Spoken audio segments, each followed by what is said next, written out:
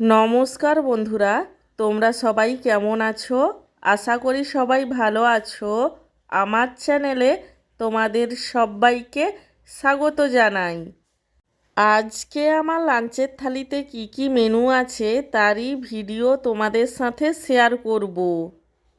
আজকে আমার লাঞ্চের থালিতে রয়েছে গরম গরম সাদা ভাত, তার সঙ্গে রয়েছে রুই মাছের টক, পেঁয়াজ দিয়ে কলমি শাকের ভাজা, পটল ভাজা, কুমড়ো ফুলের বড়া ভাজা, আলু সেদ্ধ মাখা, আলু সেদ্ধটাকে ভাজা পেঁয়াজ, ভাজা শুকনো লঙ্কা, সর্ষের তেল আর নুন দিয়ে মাখানো হয়েছিল।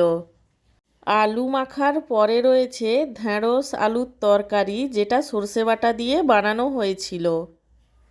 এবং সব শেষে রয়েছে আলু দিয়ে চিংড়ি মাছের বাটি চচ্চড়ি। আমার আজকের এই লাঞ্চের থালির ভিডিওটি তোমাদের কেমন লাগলো সেটা কমেন্ট করে জানিও। আর ভিডিওটিতে লাইক দিতে এবং চ্যানেলটিকে সাবস্ক্রাইব করতে একদমই ভুলো না।